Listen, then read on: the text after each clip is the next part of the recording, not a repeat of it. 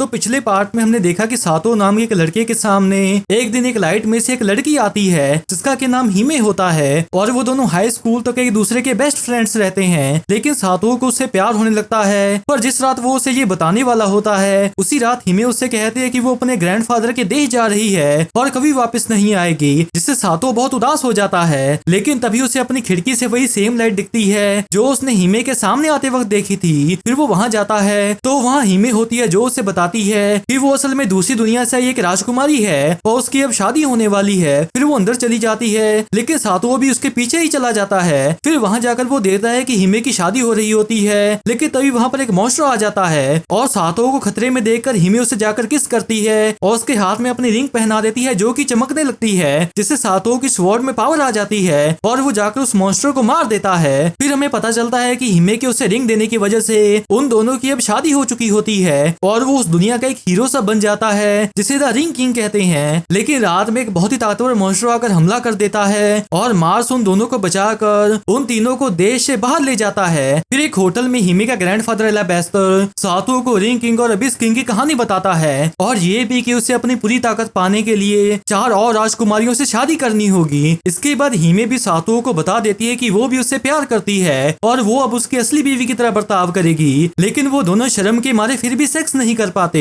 फिर वो लोग एल्स के देश रोमका जाते हैं ताकि वहाँ की राजकुमारी से विंड रिंग ले पाएं, लेकिन वो राजकुमारियों से डर कर भाग जाती है और उसका बड़ा भाई जेड आकर सातो को भी कैद कर लेता है ताकि वो नेफरेटिस को वहाँ से लेकर ना जा पाए। लेकिन पेरिडोट नाम की एल्फ सातो की मदद करती है और वो लोग गलती से नेफरेटिस को किडनैप भी कर लेते हैं। इसके बाद नेफरेटिस होश में आने के बाद सातो को अपने सामने देखकर डर कर उल्टी कर देती है, जिसके बाद सातो उन दोनों के कपड़े धोता है और फिर वो दोनों बैठकर कुछ बातें करते हैं, जिसकी वजह से नेफरेटिस के अंदर सातो के लिए कुछ फीलिंग्स डेवलप हो जाती हैं। पर नेफरेटिस का भाई उसे वहाँ से जबरदस्ती ले जाता है। इसके बाद पेरिडोट भी उन लोगों को एक कहानी बताती है कि कैसे नेफरेटिस की मॉम की बड़ी बहन को किसी मुसाफिर से प्यार हो गया था, लेकिन एल्फ्स को डर था कि वो मुसाफिर रिंग को रोमका से बाहर ले जाएगा, इसलिए वो या तो उसे वहाँ से भगा देते हैं या फिर उसे मार देते हैं, जिसकी वजह से वो राजकुमारी रोमका को श्राप देकर चली जाती है। और इसी की वजह से नेफरेटिस के मॉम और डैड रोमका के आसपास एक हवा की दीवार बना देते हैं। लेकिन अगले ही दिन एबिस किंग की नाइट उसे तोड़कर अपने मॉन्स्टर्स के साथ वहाँ पर आती है और वो सभी उसे रोकने के लिए बहुत लड़ते हैं, लेकिन वो उसे हरा नहीं पाते।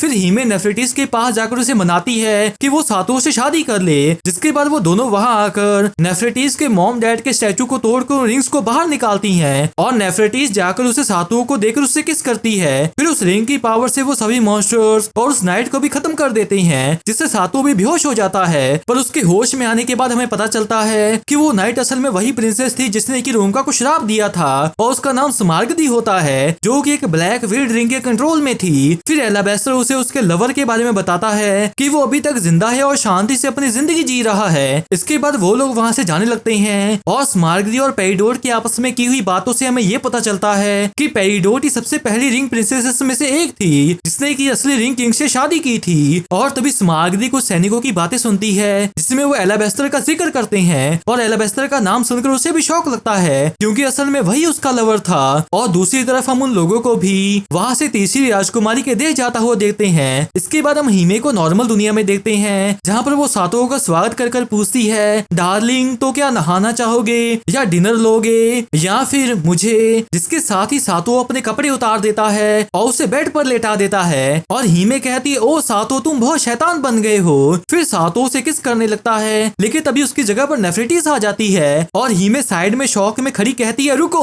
वहाँ तो मुझे होना चाहिए। फिर वो दोनों किस करने लगते हैं जिसे देखकर हिमे जोर से चिल्लाती है और इसी के साथ उसकी नींद भी खुल जाती है। फिर वो उन लोगों के पास वापस आती है और उसे देखकर सातो उसे खाना देता है। फिर मार्स पूछता है कि अब हम कहाँ जा रहे हैं, तो एलाबेस्टर कहता है, मेरा इरादा है कि हम लोग लैंड ऑफ वाटर जाएं, वो ड्रैगन फोक लोगों का देश है। ये सुनकर मार्स कहता है, मैं भी वहाँ जाना चाहता था। तभी नेफरेटिस गर्म खाने को खा लेती है जिसे देखकर सातो भी घबरा सा जाता है और उन्हें देखकर हिमे मन में कहती है, अब जब मैं सोच रही हूँ सातो नेफरेटिस के साथ कुछ ज्यादा ही वक्त बिता रहा है। फिर वो कहती है, हे सातो मेरे लिए, तो सातो कहता है, ओ माफ करना खुद ले लो। जिस सुनकर वो गुस्से में कहती है, इतना आगे कौन जाता है, और उसे सातो भी शौक हो जाता है जिससे हिमे भी एम्बैरेस सा हो जाती है और साथ में ही भाग जाती है। तो सातो भी जाकर उसे रोकता है, लेकिन तभी उनके सामने एक बहुत ही बड़ी सी चीज आती है जिसे देखकर वो दोनों भी शौक होते हैं। तभी एलाबेस्टर कहता है, ओ हम तो बहुत लकी हैं, सोचा नहीं था कि ये हमें यहाँ मिलेगा।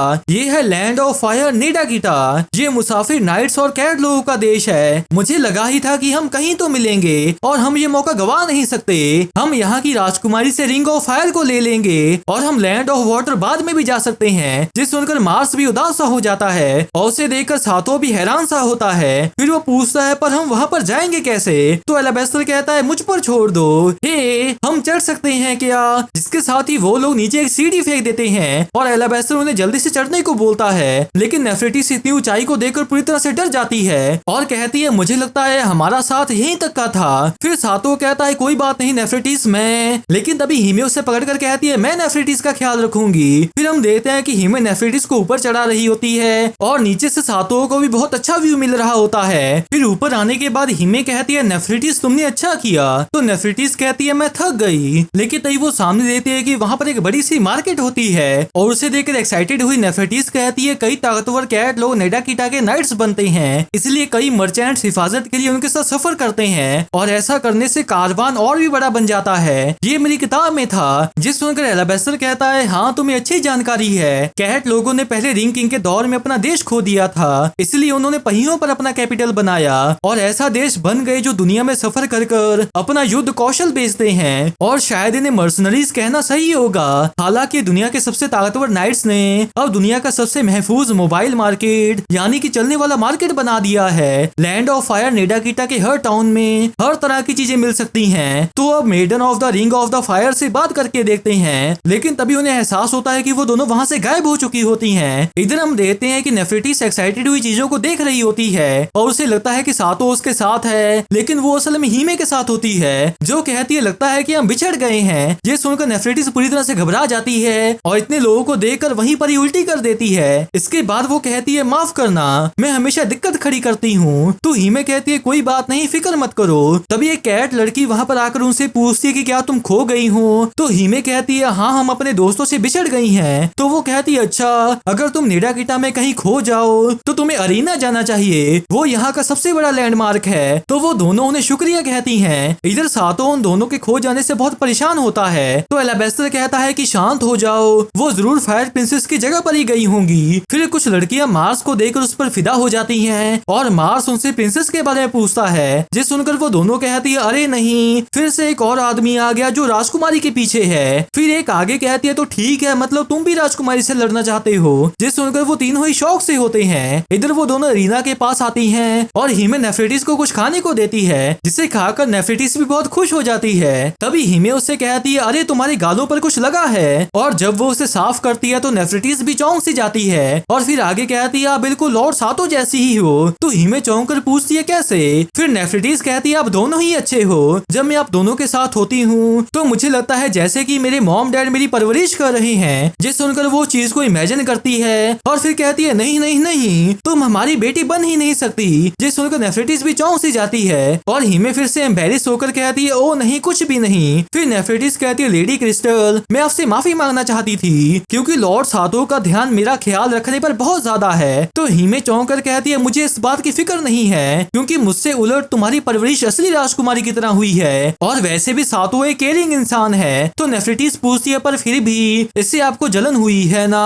जिस सुनकर हिमे और भी चौंक जाती है और कहती है ये पूरी तरह से झूठ नहीं है। जिससे नेफरेटिस खुश होकर कहती है मैंने सुना है जितना प्यार गहरा होता है उतना ही दिल में दर्द होता है। तो मुझे लगता है कि यही आपका लॉर्ड सातो के लिए सच्चे प्यार का सबूत है और आपके मुकाबले मैं तो बस उन्हें प्रशंसा भरी निगाहों से देख रही हूँ। मुझे नहीं लगता मेरी फीलिंग्स अभी उतनी ताकतवर है जितनी की आपकी हैं। पर अगर मुझे ऐसा लगता है तो क्या मैं रिंग किंग की वाइफ का फर्ज निभा भी पाऊंगी? तभी वहाँ पर एक आदमी आकर गिरता है और एक लड़की कहते तो ये बंदा भी नहीं टिक पाया, जिसे देखकर वो दोनों भी शौक हो जाती हैं। तभी वो तीनों भी वहाँ पर आते हैं। फिर हिमे सातो के पास जाकर कहते ये बुरी खबर है, इस बंदे ने अभी अभी मार खाई है। तभी वो दोनों लड़कियां कहती हैं अब इस तरफ, ये वो स्टेज है जहाँ लोग राजकुमारी से लड़ते हैं। जिस सुनकर वो सभी शौक हो जाते हैं। इधर अंदर एक आदमी प्रिंसेस ग्रनाट नेडाकिटा पर हमला करने आता है लेकिन वो उसे ब्लॉक कर उसकी स्वॉर्ड को तोड़कर उसे भी नीचे मारती है, जिसे देखकर सातो शौक हुआ कहता है तो वो है लैंड ऑफ फायर की राजकुमारी। फिर ग्रनाट पूछती है अगला कौन है और फिर वो सातो के हाथ की रिंग्स को देखती है और कहती है तो तुम हो रिंग किंग, अगर तुम्हें मेरा हस्बैंड बनना है तो तुम्हें मुझसे ज्यादा ताकतवर होना होगा। फिर वो एकदम से उस पर हमला करने जाती है और सातो उसे डॉज कर लेता है लेकिन तभी वो दूसरा हमला करती है, जिसकी वजह से सातो वहीं पर ही बेहोश हो जाता है। फिर गर्नाट कहती है, जब मैंने रिंग किंग के बारे में सुना था तो मुझे बेहतर की उम्मीद थी, पर एक कमजोर के पास रिंग होते हुए भी वो अबिस के मॉन्स्टर्स को कैसे हराएगा। अगर फिर से मुकाबला करना है तो किसी और दिन आना। आखिरकार कई लोग मुझसे लड़ना चाहते हैं। इसके बाद हम सातो और मार्स को साथ में ट्रेनिंग करता देते हैं और मार्स कहता है, दुश्मन की आंखों में देखते रहो, अगर तुम उसके ब्लेड की वजह से भटकते रहे तो। फिर सातो नीचे गिरकर कहता है, मैं तो तुम्हें छू भी नहीं सकता, मैं सच में इसमें बहुत बुरा हूँ। और हम देखते हैं कि हिमे भी उन्हें देख रही होती है। तभी एक लड़का आकर कहता है, हे रिंग किंग और कंपनी, खाना तैयार है। तो मार्स कहता है, ठीक है, ब्रेक लेते हैं। फिर वो लड़का खाना सर्व करता हुआ कहता है, फायर प्रिंसेस के हस्बैंड को ताकतवर होना चाहिए, फिर भी हमारी दिक्कत ये है कि पूरे देश में राजकुमारी का कोई भी मुकाबला नहीं कर सकता, इसलिए राजकुमारी ने दुनिया की हर तरह की नस्ल के लोगों के साथ लड़ना शुरू कर दिया। हमारी राजकुमारी गर्नाट नेटाकिटा हमारी पीढ़ी की सबसे ताकतवर कैट शख्स है। फिर सातो पूछता है, क्या मैं उसे हरा भी सकता हूँ? तो एलाबेस्टर कहता है, तुम्हारी तलवारबाजी के साथ तो नामुमकिन है। जिस सुनकर वो शौक होकर पूछता है, तो ट्रेनिंग का क्या फायदा है? और मुझे लगा ही था कि ये फालतू है। तो एलाबेस्टर कहता है, भूल गए तुम्हारे बाएं हाथ में क्या है? जिस सुनकर सातो पूछता है, पर क्या मैजिक इस्तेमाल करना गलत नहीं होगा? तो वो लड़का कहता है, मैजिक पावर बेसिकली एक मे के मसल्स हैं, ये ताकत का हिस्सा है मिस्टर। ह्यूमन विजार्ड्स भी उनसे लड़ने आते हैं, हालांकि वो सब बुरी तरह से हार जाते हैं। फिर एलाबेस्टर कहता है, रिंग्स का मैजिक अलग ही लेवल की ताकत है, अगर सही से इस्तेमाल करो तो जीत जाओगे। फिर सातो खाना खाने लगता है, लेकिन वो दोनों खास कर हिमे उसे देखकर परेशान सी होती हैं। फिर सातो गर्नाट की एक और फाइट देखने आता है, जिसमें वो एक और आदमी को आसानी से हरा देती है, जिसे देखकर वो भी चौंक जाता है और फिर खुद उठकर वहाँ से चला भी जाता है। इसके बाद हिमे उसके पास आकर पूछती है, काफी थके हुए लग रहे हो? तो सातो कहता है, नहीं, बस थोड़ा ब्रेक ले रहा हूँ, और तुम्हारे ग्रैंडफादर दोपहर में मैजिक सिखाने वाले हैं। फिर हिमे शर्मा कर कहती है, थोड़ा लेट जाओ, और उसे लेटाने के बाद वो कहती है, ये तुम्हारी कड़ी मेहनत का एक छोटा सा इनाम है। और सातो उसे देखकर मन में कहता है, वाह, अच्छा नजारा है। फिर हिमे पूछती है, क्या हिम्मत बढ़ रही है? तभी नेफ्रेटिस भी वहाँ आकर उन दोनों को ऐसे देखकर चौंक जाती है और फिर छिपकर उन्हें देखने लगती है। इधर हिमे सातो से कहती है, मुझे लगता है कि तुम्हारा कमजोर होना ही ठीक है। तो सातो चौंक कर कहता है, पर मैं कमजोर नहीं रह सकता। फिर हिमे कहती है, तुम्हें 5 राजकुमारियों से शादी करनी है और रिंग्स जमा करनी है। जब तक रिंग की ताकत सही से इस्तेमाल करोगे तब तक उतना ही काफी है। रिंग्स की ताकत हमारे बंधन की ताकत है और मैं अपनी तरफ से पूरी मेहनत करूंगी, तो तुम ताकतवर बनने के लिए खुद पर जोर मत दो। फिर सातो पूछता है, पर क्या मैं अनुकूल नहीं लगूंगा? तो हिमे कहती है, थोड़ा अनुकूल होना तुम्हारे लिए परफेक्ट है, और हाँ, मुझे ये पसंद है। तभी एलाबेस्टर आकर कहता है, सातो, तुम्हारी मैजिक ट्रेनिंग शुरू करने का वक्त है। तो सातो खड़ा होकर कहता है, मैं चलता हूँ। इधर हम नेफ्रेटिस को भी उदास सा खड़ा देखते हैं। इसके बाद सातो एक मसाज वाली जगह पर आता है, लेकिन वहाँ पर लेटी लड़कियों को देखकर वो शर्मा सा जाता है। और तभी मार्स उसे बुलाता है, जिसे वो चौंक सा जाता है, उसका कंधा भी दर्द करने लगता है। और उसे देखकर मार्स कहता है, आज तुमने कड़ी मेहनत की, नौसिखिए होते हुए भी तुमने काफी अच्छा काम किया। फिर सातो कहता है, मैं हैरान हूँ, तुम भी मार्शल आर्ट्स में काफी अच्छे हो मार्स। तो मार्स पूछता है, क्या मैं तुम्हें इतना कमजोर लगता हूँ? तो सातो कहता है, नहीं, बस किसी वजह से ऐसा लगता है कि तुम्हें लड़ाई पसंद नहीं। फिर मार्स कहता है, मैं इस तरह के एम्पायर से हूँ जहाँ जो एम्परर पैदा होते हैं उन्हें तलवार और कलम दोनों में अच्छा होना चाहिए। मेरे पिता और बड़ा भाई मुझसे भी कमाल के हैं, मैं मुश्किल से उनसे अपनी तुलना कर सकता हूँ। फिर सातो पूछता है, अगर तुम रिंग किंग बने होते तो तुम्हें लगता है कि तुम लैंड ऑफ फायर की राजकुमारी को हरा पाते? तो मार्स कहता है, शायद मैं से तलवारबाजी में भी नहीं हरा सकता। तभी एक लड़की आकर पूछती है, आप दोनों भी स्क्रब करवाना पसंद करोगे? इससे काफी अच्छा लगेगा।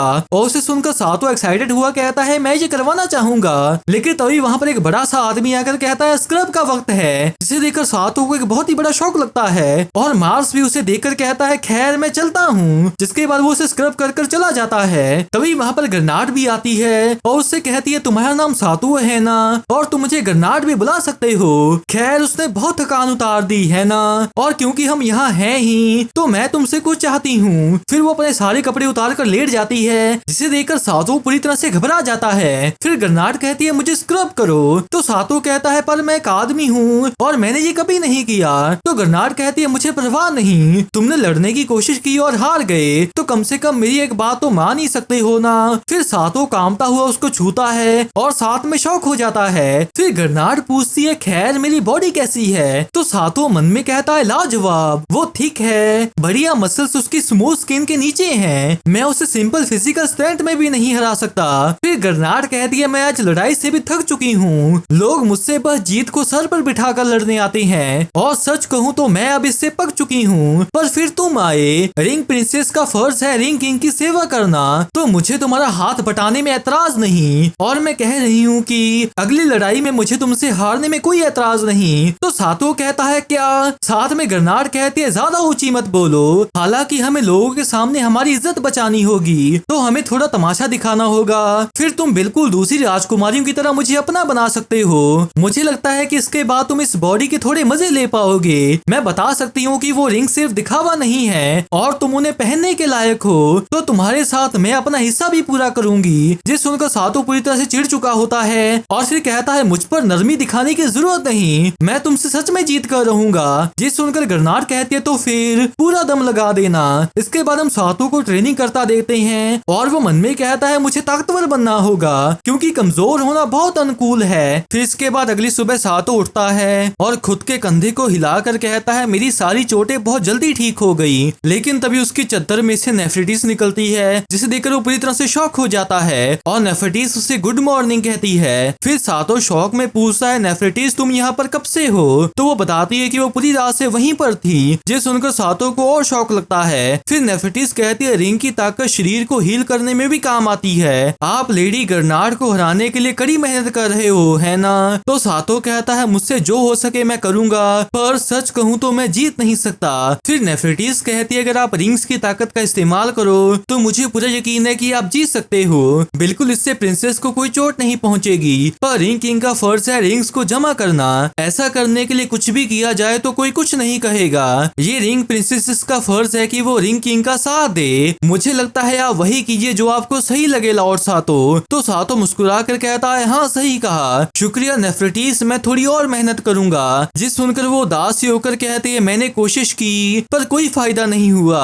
फिर हम सातो और मार्स को ट्रेनिंग करता देखते हैं और वो मार्स पर एक पलटवार करता है, जिसे देखकर मार्स उसे बताता है कि वो काफी सुधर गया है, लेकिन वो अभी भी जीत नहीं सकता क्योंकि उसकी ओपोनेंट मेरी तरह सीधी नहीं आएगी। एक बार वो अपने ओपोनेंट को समझ ले और अभी के जैसा करे तो वो आखिर में उस पर हमला कर पाएगा, लेकिन उससे अच्छा होगा कि वो रिंग के मैजिक का इस्तेमाल करे। जिसे सुनकर सातो अजीब सा चेहरा कर लेता है और फिर एक और राउंड के लिए कहता है, जिससे कि ऊपर से हीमे भी खड़ी देख रही होती है। तभी हीमे को कुछ लड़कियां बात करती सुनती हैं, जिसमें से एक कहती है मैंने सुना है कि उन्होंने पहले ही अपनी बॉडी रिंग किंग के हवाले कर दी है। जिस सुनकर हीमे शौक में पूछती है इसका क्या मतलब है। इसके बाद वो बेड पर आकर लेट जाती है और मन में कहते तो स्क्रबिंग का मतलब है बॉडी हवाले कर देना।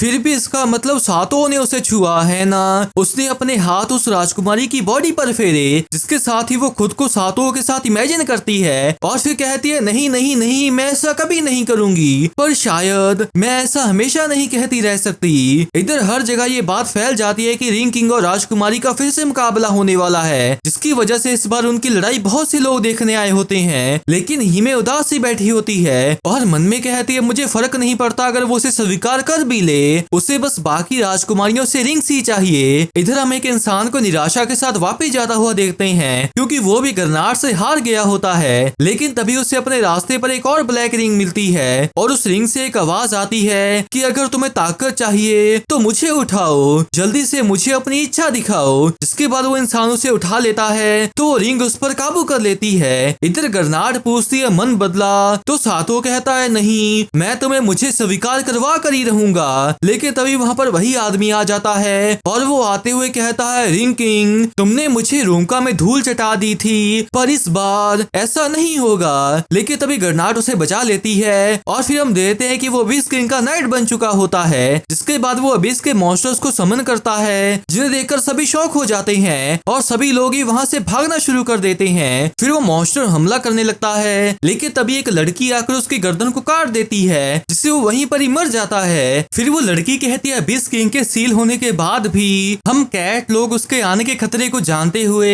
तब से ट्रेनिंग करते आ रहे हैं ताकि उसके साथ फिर से लड़ने को तैयार रहें। फिर गरनार कहती है इस डिस्ट्रिक्ट को बाकियों से अलग कर दो, एक भी मॉन्स्टर भागने ना पाए। तो वो हाँ कहती हैं। इधर वो सभी लोगों को बाहर निकालकर उस डिस्ट्रिक्ट को बाकी की कैपिटल से अलग कर देती हैं। जिसके बाद वो लड़कियां उन मॉन्स्टर से लड़ने को तैयार हो जाती हैं। इधर गरनार कहते तुम काबिल ओपोनेंट हो अबिस किंग के नाइट, मैं कमजोरों से लड़कर पक चुकी थी। जिसके बाद वो उस पर जाकर हमला करती है, लेकिन उसके आसपास की लपटों की वजह वजह से उसकी स्वॉर्ड ही पिघल जाती है। तभी सातो धीरे से उसके पीछे आता है और विंड मैजिक के इस्तेमाल से उस पर हमला करने लगता है, लेकिन उसकी स्वॉर्ड भी जल जाती है और वो नाइट उसे एक पंच मारता है, जिसे देखकर ग्रेनाड भी शॉक सी हो जाती है और सातो कहता है मुझे लगा अगर मैं हवा से इसकी लपटों को उड़ा दूं तो काम बन जाएगा। फिर ग्रेनाड आकर कहती है उसे मुझ पर छोड़ दो। तो सातो कहता है क्या कह रही हो, तुम्हारी तलवार उस तक पहुंच भी नहीं सकती। तो ग्रेनाड कहती है सही कहा, पर मेरा हार मानने का कोई इरादा नहीं है। हमारे लोग उनके वंशज हैं जो प्राचीन रिंग किंग की तरफ से लड़े थे।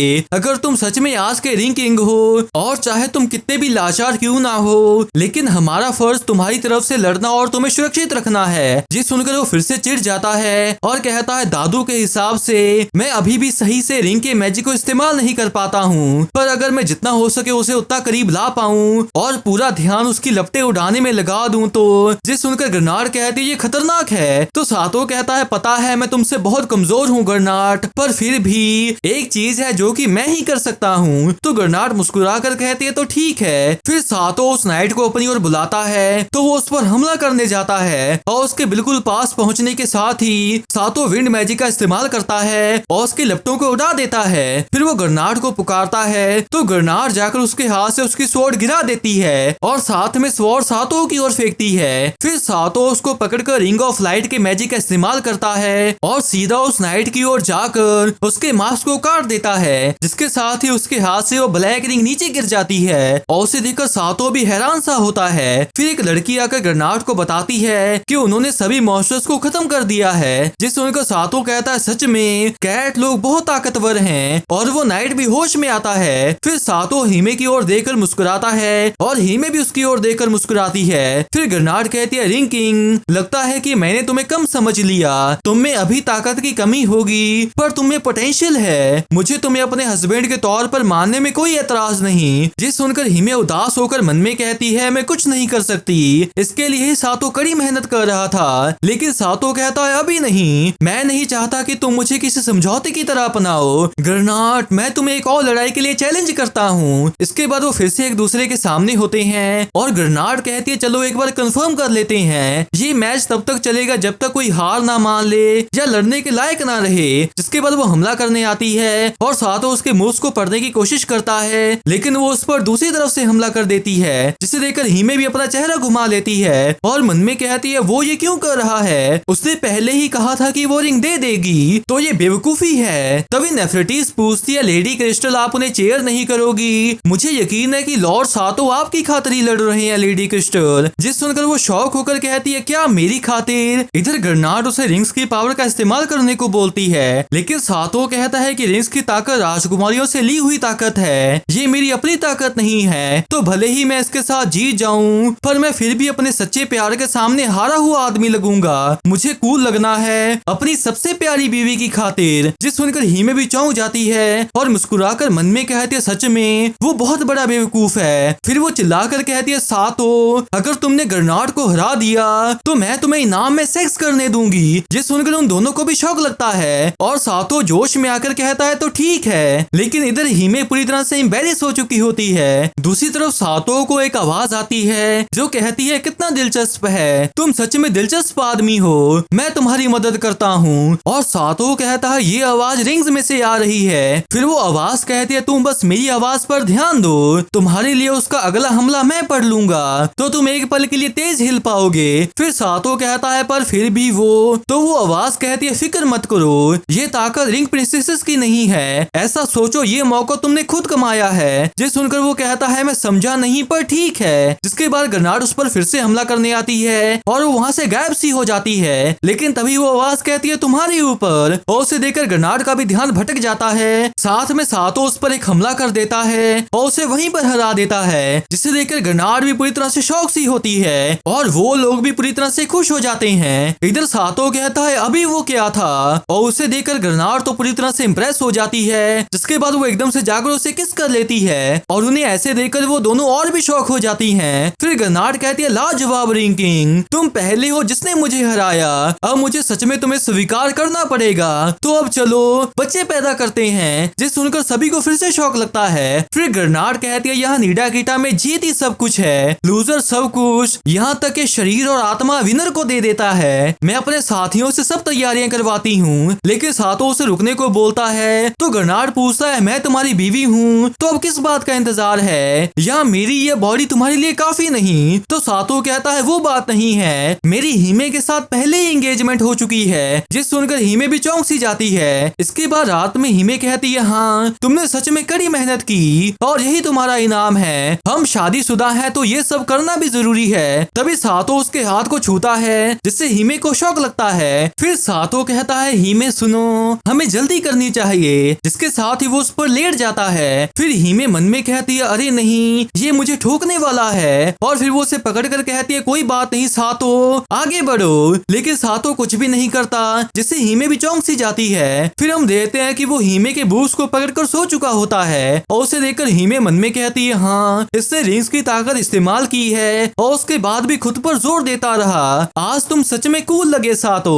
फिर अगली सुबह हीमे सातो को गुड मॉर्निंग कहकर उठाती है, जिसके बाद वो एकदम से उठकर कहता है मैं कब सो गया था और मुझे कोई याद नहीं। तभी चद्दर में से नेफरिटीज बाहर निकलकर कहती है आपने कल रात कुछ भी नहीं किया, मैं पूरे वक्त जाग कर देख रही थी क्योंकि अगली बारी मेरी है। फिर गर्नार्ड निकल कर कहती है और उसके बाद मेरी। फिर वो लड़की आकर कहती है कि वक्त हो गया है और फिर गर्नार्ड उन्हें बताती है कि उन्होंने एक दावत रखी है। इसके बाद हम सातो और उन सभी को एक साथ देखते हैं। फिर गर्नार्ड सभी से कहते हैं नीडा किटा के लोग एक बार फिर से रिंग किंग के वॉरियर्स की तरह उनके साथ लड़ेंगे, जिस सुनकर सभी खुश हो जाते हैं। फिर गर्नार्ड कहते हैं रिंग किंग तुमने कहा था कि तुम मुझे स्वीकार करवा कर ही रहोगे और मुझे ये सुनकर खुशी हुई थी। फिर सातो कहता है सुनो, तो गर्नार्ड कहती है पता है तुम मेरी चाल पूरी तरह से पढ़ पाए, वो किस्मत थी या कुछ और, लेकिन फिर भी वो जीत तुम्हारे हार ना मानने का नतीजा थी और मैं इससे सेटिस्फाइड हूँ। जिस सुनकर सातो भी शर्मा सा जाता है, लेकिन हीमे उसे देखकर चिढ़ जाती है और जाकर एक ही बार में बहुत सारी शराब पी लेती है, जिसकी वजह से वो वहीं पर ही बेहोश भी हो जाती है। फिर सातो उसे कमरे में लाकर पूछता है कि तुमने वैसा क्यों किया,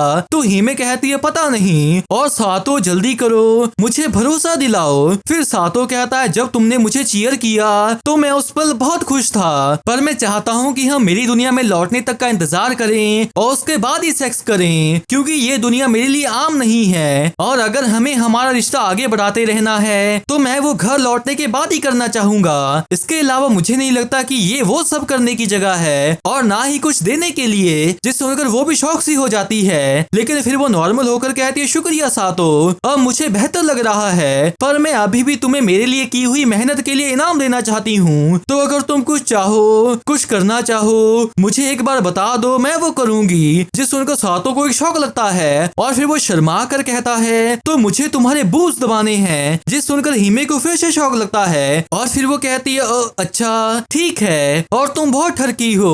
जिस सुनकर सातो पूछता है क्या सच कह रही हो, फिर हीमे कहती है आगे बढ़ो, जिसके बाद वो उन्हें अच्छे से दबाने लग जाता है। लेकिन हम देखते हैं कि वो दोनों भी उन्हें देख रही होती हैं, जिसे देखकर वो दोनों भी शौक हो जाते हैं। फिर गर्नार्ड कहती है तुम बहुत धीमे हो, फिर वो उसको पकड़ लेती है और कहती है मैं 18 की हूँ, कैट लोगों में मुझे पहले ही अडल्ट समझा जाता है, तो मुझे और इंतजार मत करवाओ। इधर वो दोनों देखती हैं कि गर्नार्ड को कैटनिप का नशा चढ़ चुका होता है, जिसकी वजह से वो सातो के साथ सेक्स करने के लिए उतावली हुई पड़ी होती है। इधर हीमे नेफरिटीज की ओर देखती है तो वो भी सर हिलाती है। फिर वो दोनों मिलकर गर्नार्ड के सर पर एक चेयर मारकर उसको बेहोश कर देती हैं। फिर नरेटर यह कहे कि एलाबेस्टर की आवाज वाला शख्स कहता है और इस तरह से रिंग किंग की वर्जिनिटी बच गई। इसके कुछ दिनों के बाद हम लोग देखते हैं कि वो लोग रिंग ऑफ वाटर के देश मासा में आ चुके होते हैं, लेकिन एलाबेस्टर उन्हें बताता है कि मार्स को यहाँ कुछ काम था, इसलिए वो पहले ही आगे जा चुका है। ये सुनकर सातो मन में कहता है वो काफी वक्त से यहाँ आना चाहता था, लगता है इसकी कोई जरूरी वजह होगी। तभी वहाँ पर एक लड़की भाग कर आती है और सातो से आकर कहती है आप रिंग किंग हो ना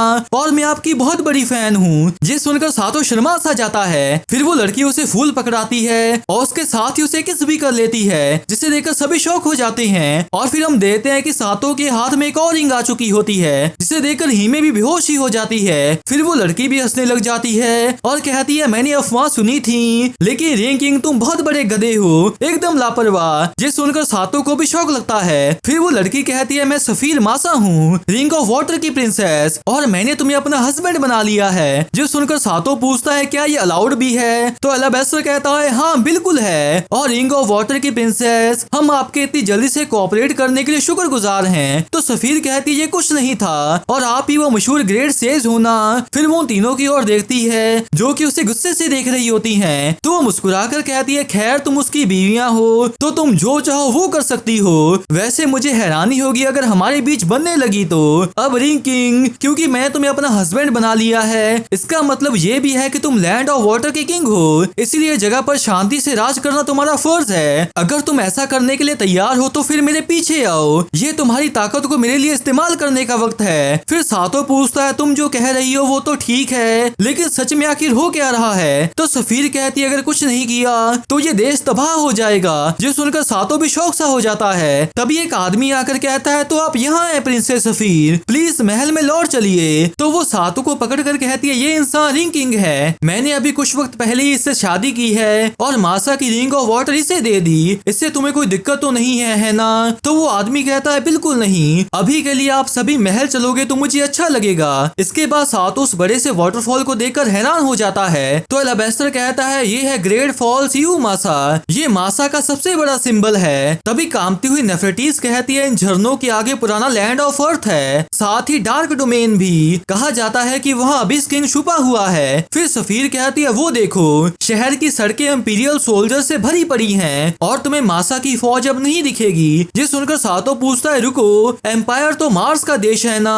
फिर सफीर कहती है, इंसानियत का सबसे बड़ा देश गिसारस एम्पायर है, कई दूसरे देशों के साथ जुड़कर ये लगातार बड़ा होता जा रहा है। और एलाबेस्टर बताता है कि जिस इंसान से हम पहले मिले थे वो गिसारस का पहला प्रिंस और मार्स का बड़ा भाई अनडिफीटेड जनरल स्लोटर गिसारस है। ये वो आदमी है जो एम्पायर के आदेश को सच्चाई में बदलता है। क्योंकि रिंग देशों को बख्श दिया गया है तो वो कई दूसरे देशों पर कब्जा करने में कामयाब हुआ है। फिर सातो पूछता है, तो क्या एम्पायर एक बुरा देश है? तो सफीर कहते हैं, तुम्हें ये शायद ही पूछने की जरूरत है, अभी इस मॉन्स्टर से हमारी रक्षा करना तो बस एक बहाना है, लेकिन वो असल में कब्जा करने वाली आर्मी है। फिर गर्नार्ड कहते हैं, कुछ लोग पक्का इसे इसी तरह से ही समझेंगे, लेकिन क्या ये भी सच नहीं है कि वो लोगों को साथ ला रहे हैं ताकि अबिस किंग के वापस आते ही उसका मुकाबला कर पाए? जिस सुनकर सातो कहता है, हैरानी की बात है कि तुम काफी होशियार हो, जिससे गर्नार्ड भी खुश हो जाती है। लेकिन तभी सफीर कहती है, घटिया जानवर, ऐसा दिखा रही है जैसे कि वो सब जानती है। जिस सुनकर गर्नार्ड बहुत गुस्से में आ जाती है। फिर वो लोग महल के सामने आते हैं, लेकिन तभी एक आवाज सी आती है। तो सफीर कहती है, ये एक मॉन्स्टर का हमला है। उस औरत की भविष्यवाणी फिर से सही हुई। तभी गर्नार्ड को एक आवाज आती है तो वो सातो को पुकारती है और तभी उनके पीछे एक मॉन्स्टर आ जाता है जो कि सातो पर हमला करने लगता है, लेकिन सातो उसे फायर रिंग से रोक लेता है और फिर रिंग ऑफ लाइट से उसे बीच में से काट देता है। और उसे देखकर सफीर मन में कहती है, तो ये है रिंग्स की ताकत, रिंग किंग सातो, शायद तुम कर सकते हो।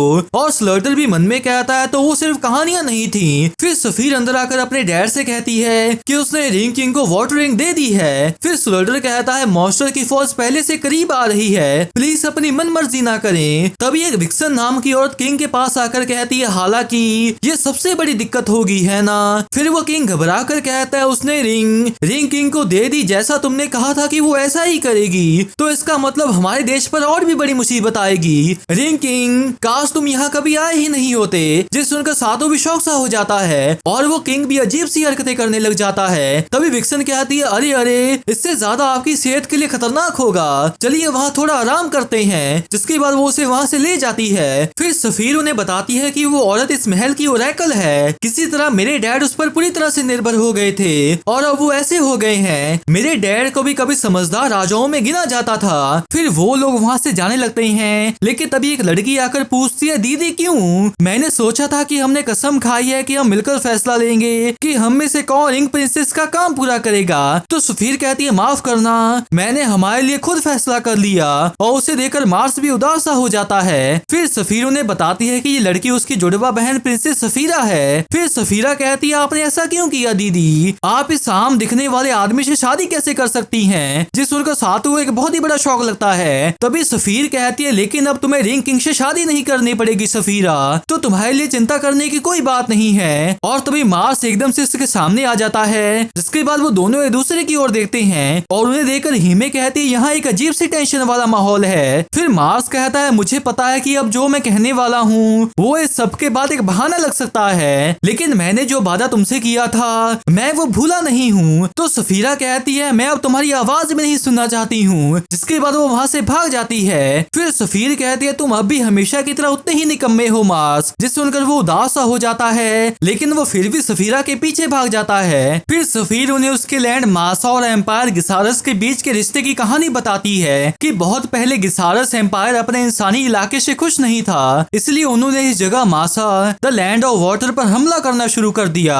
हालांकि ये शायद ही कोई मुकाबला था, और जब एम्पायर को इस बात का एहसास हुआ कि वो हमें छू भी नहीं सकते तो वो राजनीति पर उतर आए। फिर मार्स वहां आकर कहता है, मैं मारू गियास गिसारस हूँ, गिसारस एम्पायर का दूसरा प्रिंस। मेरा मन मासा का ज्ञान और उसके इतिहास को सीखने में है, और मैं हमारे देशों के बीच दोस्ती करवाने में भी मदद कर सकता हूँ। फिर सफीर कहती है, दोनों को करीब आने में ज्यादा वक्त नहीं लगा। भले ही मार्स को एक सीक्रेट मिशन दिया गया हो, लेकिन एक दूसरे के लिए उनकी फीलिंग सच्ची थी। कम से कम मुझे तो यही लगा था। मार्स का काम एम्पायर को मासा के अंदरूनी कामों के बारे में बताना था, हालांकि उसने ऐसा कभी नहीं किया। फिर मार्स सफीरा से कहता है, मैं चाहता हूँ कि तुम अभी इंतजार करो, मैं वादा करता हूँ कि एक दिन मैं तुम्हारे लिए जरूर वापस आऊंगा। तो सफीरा कहती है, लॉर्ड मार्स मुझे आप पर भरोसा है। फिर सफीर कहती है, फिर भी एम्पायर उसके काम पर की गई लापरवाही को अनदेखा नहीं करने वाला था। मार्स को एम्पायर में वापस बुला लिया गया, और फिर कई महीनों के बाद मार्स ने एक लेटर में कहा कि एम्परर के आदेश से मैं रिंग किंग बनने वाला हूँ, और इससे मैं तुम्हारे पास वापस आ पाऊंगा। फिर सफीर कहती है, लेकिन हम दोनों ही रिंग प्रिंसेसेस बनने के लिए पैदा हुई थी, इसलिए सफीरा मार्स से शादी कर सकती थी। हालांकि प्रिंस मार्स ने रिंग किंग का रोल छोड़ दिया, उसने रिंग्स किसी अनजान इंसान को दे दी जो कि किसी दूसरी दुनिया से आया था। उस आदमी ने सफीरा से किया हुआ वादा तोड़ दिया।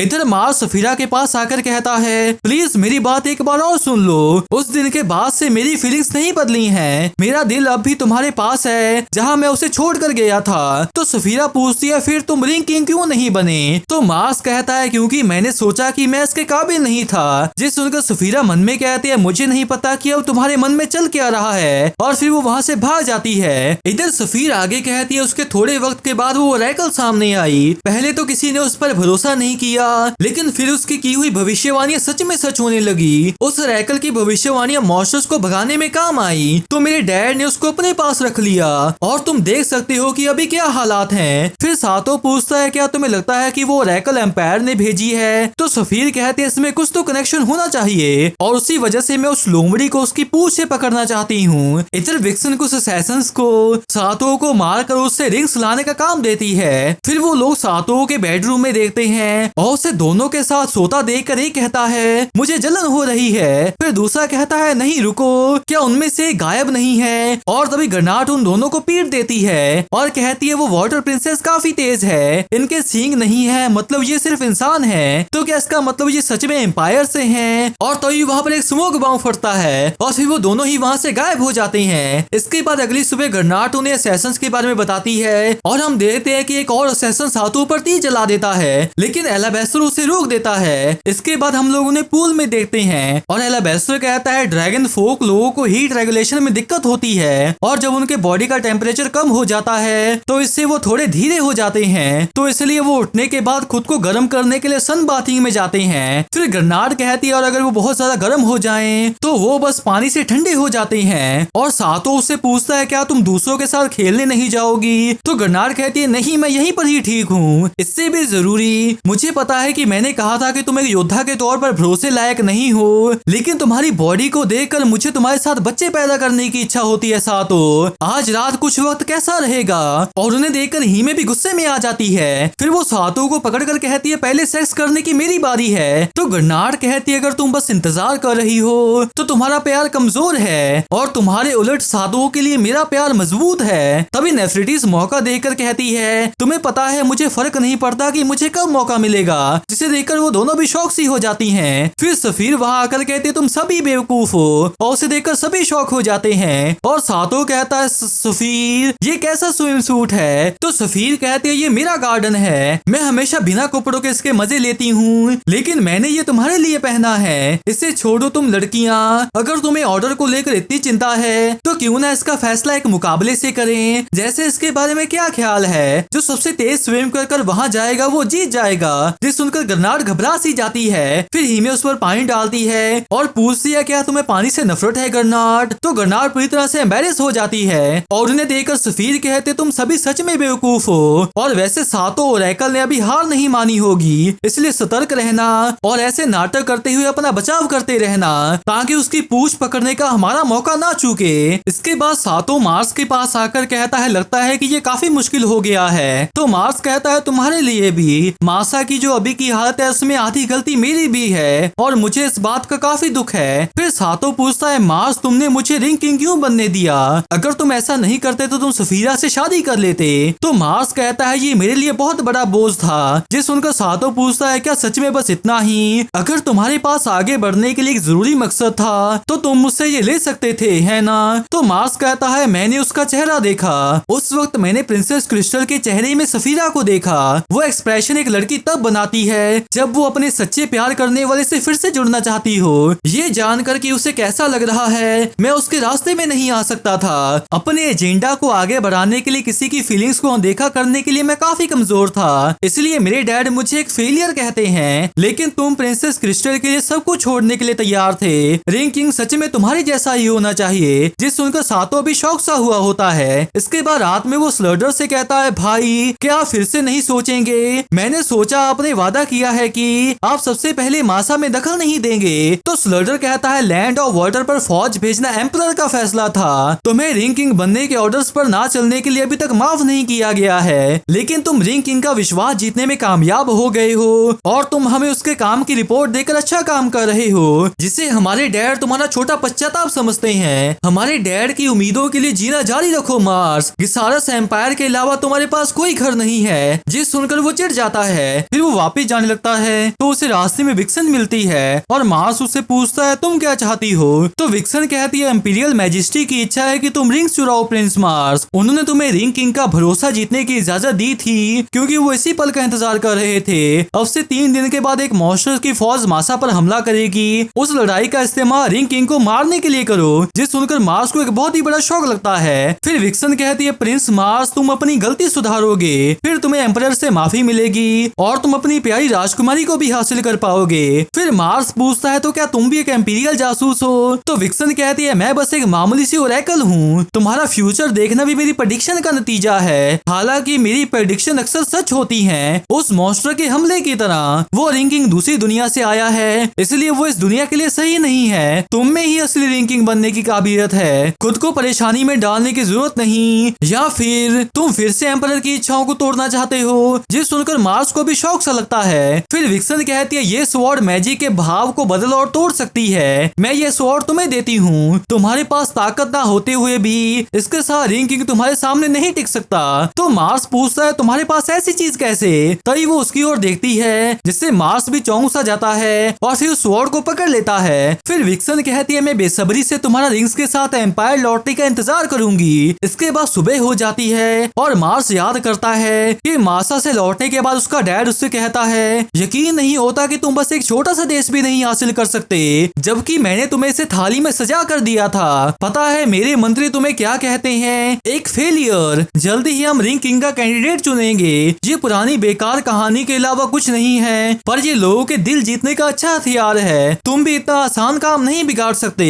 तुम्हारी कीमत मेरा बेटा होने में ही है और सिर्फ यही तुम्हारी कीमत है। खुद को काबिल साबित करो मार मारूगियास। जिस सुनकर वो चिढ़ जाता है। फिर प्रेजेंट टाइम में वो चलता चलता सफीरा को देख लेता है, लेकिन वो उसे देखकर अपनी बॉडी छिपाकर भाग जाती है, जिससे मार्स को एक बहुत बड़ा शौक लगता है और वो कहता है मैंने सब कुछ खो दिया है ना, आखिर मैं क्या करूं? तभी उस स्वॉर्ड पर लगा स्टोन चमकता है और मार्स एक तरह से उसके वश में आ जाता है और फिर वो कहता है सही कहा, मेरे पास बस एक ही रास्ता बचा है। इसके बाद सोल्डर कहता है हम अब मॉन्स्टर्स को खत्म करने के काम पर निकलते हैं और सातो पूछता है आप सच में नहीं चाहते कि मैं आऊं? तो सोल्डर कहता है ये तुम्हारा रोल नहीं है। अकेले ज्यादा ताकत वाला आदमी पूरी टुकड़ी की एकता बिगाड़ देता है। तुम्हारे जैसे लोग बदतर हालातों के लिए होते हैं। फिर वो विक्सन की ओर देखता है जो कि मुस्कुरा रही होती है और उसके बाद मार्स की ओर। फिर वो सातो से कहता है यहाँ संभाल लेना। इसके बाद हम उन्हें बाहर खड़ा देखते हैं और हीमे जाकर सातो को किस कर लेती है, जिससे सातो अभी चौंक सा जाता है और हीमे कहती है अगर तुम्हें लड़ने की जरूरत पड़े तो ये उसके लिए है। तो सातो से कहता है शुक्रिया, लेकिन मुझे इसकी आदत नहीं हुई है। तभी गर्नाट कहती है मुझे भी तुम्हें थोड़ी ताकत देने दो, जिसके साथ ही वो भी उसे किस कर लेती है और साथ में हीमे से कहती है मैं भी सातो की बीवी हूँ तो इसमें कुछ गलत नहीं है ना।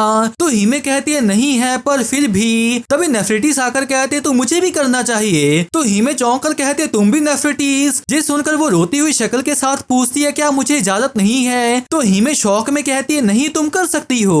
फिर नेफरेटिस भी उसे किस करती है और उन्हें ये सब हरकतें करता हुआ देखकर शौक हुई सफीर कहती है आखिर ये क्या तमाशा चल रहा है। फिर एलाबेस्टर कहता है उनका रिंग किंग के साथ का रिश्ता ही उसकी ताकत है और ये अच्छा है कि वो उसे ताकत देना चाहती हैं। लेकिन मार्स सातों को पूरे गुस्से से देख रहा होता है। इधर वो सैनिक एक मॉन्स्टर से लड़ रहे होते हैं जो कि उन पर बहुत भारी पड़ता है और ऊपर से एक सैनिक आकर स्लर्डर से कहता है मॉन्स्टर्स का झुंड अजीब तरीके से ऑरेकल की प्रेडिक्शन के मुताबिक ही चल रहा है और अगर ऐसा ही चलता रहा तो हम लड़ाई जीत जाएंगे। तभी एक और सैनिक आकर बताता है कि एक बड़ा सा मॉन्स्टर एक्सपेक्टेड लड़ाई की जगह से बाहर दिखा है, अगर कुछ नहीं किया तो वो मासा पैलेस की तरफ निकल जाएगा, हमें एक स्वॉर्ड को पैलेस की तरफ भेजना होगा। तो स्लर्डर कहता है नहीं हम यहीं पर डटे रहेंगे और पैलेस को कुछ नहीं होगा।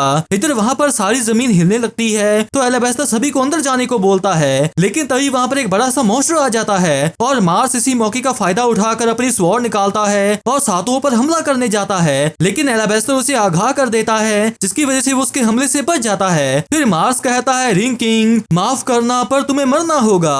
तभी वो मॉन्स्टर हमला करने लगता है तो एलाबेस्टर कहता है मॉन्स्टर को मुझ पर छोड़ दो, जिसके साथ ही वो मॉन्स्टर को रोक देता है और साथ में सातों को मार्स को संभालने को बोलता है। इधर सातों मार्स से पूछता है लेकिन क्यों? तो मार्स कहता है मैं रिंग किंग को मारकर रिंग्स एम्पायर को सौंप दूंगा और एम्पीरियल प्रिंस होने के नाते यही मेरा फर्ज है, मेरे पास सिर्फ यही रास्ता बचा है। और सातों उसके हमले को रोककर पूछता है बताओ क्या चल रहा है? तो मार्स कहता है तुमने खुद कहा था ना अगर तुम्हारे लिए कुछ जरूरी हो तो तुम्हें उसे छीन लेना चाहिए, सिर्फ इसी पल के लिए मैंने तुम्हें रास्ता दिखाकर तुम्हारा भरोसा जीता था, मैं एम्पायर के लिए तुम्हें हराऊंगा। तभी एलाबेस्टर कहता है सातों मार्स होश में नहीं है, उस पर किसी का काबू होगा। जिस सुनकर सातों पूछता है तो मैं क्या करूं? तो एलाबेस्टर कहता है पता नहीं पर अभी के लिए उसे रोको।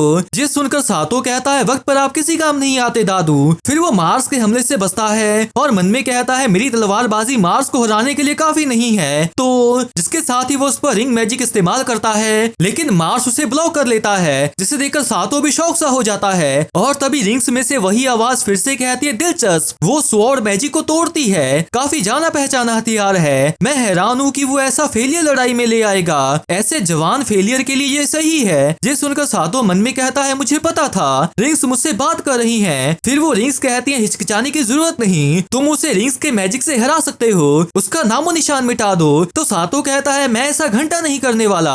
फिर वो रिंग्स पूछती है तो तुम्हें खुद उसके हाथों से मरने से कोई एतराज नहीं? तो सातों कहता है चुप रहो। तो सातों कहता है चुप रहो, मुझसे जो नहीं होता वो नहीं होगा। तो वो रिंग्स कहती है बेवकूफ, तुम अपनी ताकत से अपने रास्ते का पत्थर हटाने से क्यों हिचकिचा रहे हो? फिर सातों मन में कहता है वैसे मैं यहाँ करूँ क्या? अगर मैं पूरा दम लगाऊं तब ये शायद रिंग्स के हिसाब से हो जाए, इसके जैसे ओपोनेंट के सामने मैं पीछे नहीं हट सकता। अरे हाँ सही कहा, मेरा उससे कोई मुकाबला नहीं, तो फिर मुझे अभी तक कोई चोट क्यों नहीं लगी? फिर वो मार्स के चेहरे को देखता है और फिर कहता है मुझे पता था मार्स अभी भी होश में है। इधर हीमे पूछती है सातों और मार्स क्यों लड़ रहे हैं? तो सफीर कहती है पता नहीं क्यों, पर मैंने सुना कि मार्स रिंग्स चुराने की कोशिश कर रहा है। और उसे सुनकर सफीरा भी शौक में होती है। फिर वो पांचों बाहर आती हैं और साथ में सफीरा भी बाहर आकर उन्हें देखती है। इधर मार्स सातों पर हमला करने जाता है और तभी सातों भी अपनी स्वॉर्ड नीचे कर लेता है, जिसे देखकर सभी को ही शौक लगता है। फिर मार्स उसे स्वॉर्ड मार देता है लेकिन वो उसे काट नहीं पाता।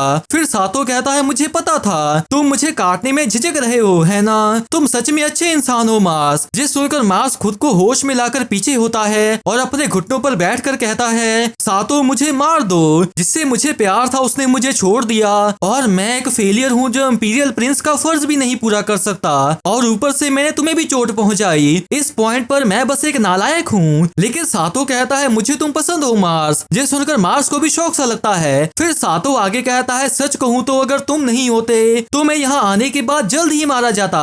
मैं इतनी दूर आ पाया क्योंकि तुम्हारी अच्छाई ने मुझे बचाया। अगर तुम्हें खुद को नालायक कहना है तो मैं तुम्हें लायक बनाऊंगा। लेजेंडरी रिंग किंग की पार्टी का हिस्सा होकर दुनिया को बचाने से ज्यादा लायक काम क्या हो सकता है? मुझे तुम्हारी जरूरत है मार्स। ये सुनकर मार्स शौक में कहता है क्या तुम्हें मेरी जरूरत है? तभी वो रिंग्स कहती है स्वॉर्ड का जेम तोड़ दो, जिसके साथ ही सातों उसे तोड़ देता है और उससे मार्स फिर से होश में आ जाता है, जिसे देखकर विक्सन कहती है उनमें से हर एक निकम्मा है। इधर एलाबेस्टर का मैजिक उस मॉन्स्टर को और नहीं संभाल पाता और वो मॉन्स्टर नीचे आकर उन चारों पर हमला करने लगता है, लेकिन ग्रेनाट उन्हें बचा लेती है। जिसके बाद वो मॉन्स्टर सफीरा की ओर देखता है और फिर अपने टेंटिकल से उसको पकड़ लेता है, जिसके बाद वो उसको जोर से प्रेस करता है और ये देखकर मार्स भी शॉक हो जाता है। फिर विक्सन वहाँ आकर कहती है प्रिंस मार्स तुमने मेरे दिए तोहफे को बर्बाद कर दिया। और एलाबेस्टर कहता है मुझे पता था कि तुम्हारा मॉन्स्टर से कोई लेना देना तो है, तुमने ही स्वॉर्ड पर कर्स लगाया होगा, है ना।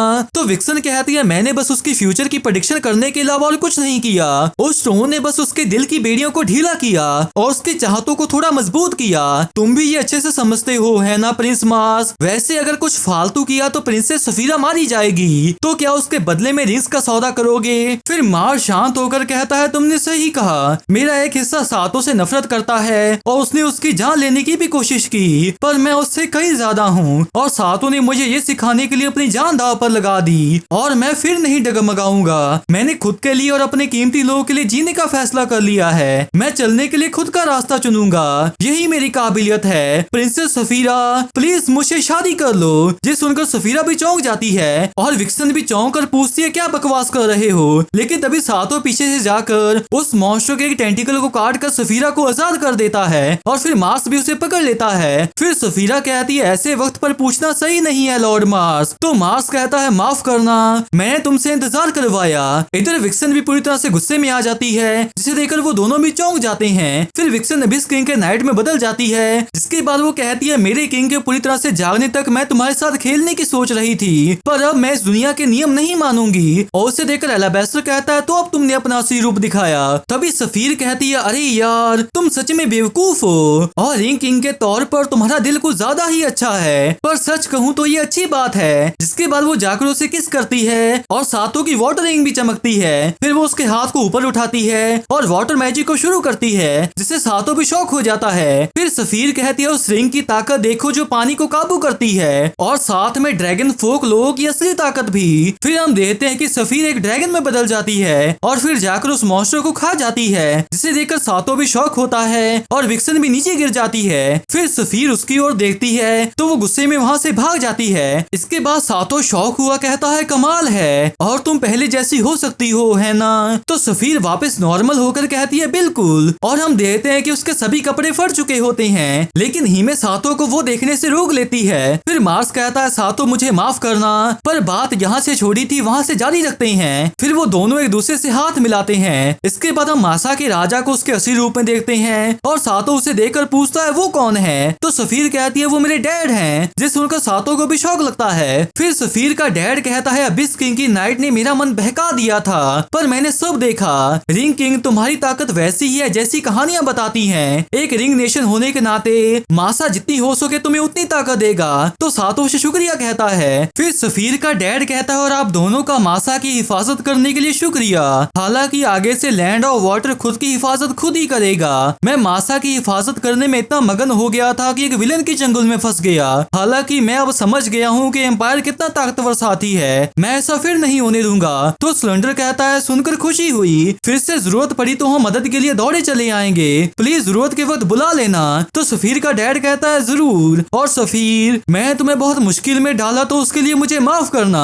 ये सुनकर सफीर की आंखों से खुशी के आंसू आ जाते हैं। फिर उसका डैड कहता है और मैं देख रहा हूँ कि तुमने काफी अच्छा हस्बैंड भी खोज लिया है। ये सुनकर वो कहती है क्या, ये बस एक बेवकूफ है जिसके पास मैजिक पावर्स हैं और लगता है कि आपकी आंखों पर अभी भी पर्दा है पिताजी। ये सुनकर सातों भी शौक हो जाता है। फिर मार्स आकर कहता है किंग ऑफ वाटर मैं रिंग किंग का नाइट मारू गियास आपसे आपका आशीर्वाद चाहता हूँ, मुझे प्रिंसेस सफीरा से शादी करने की इजाजत दीजिए। तो वो कहता है नाइट मार्स आपके जाने तक मुझे पता ही नहीं चला कि सफीरा को कैसा महसूस हुआ।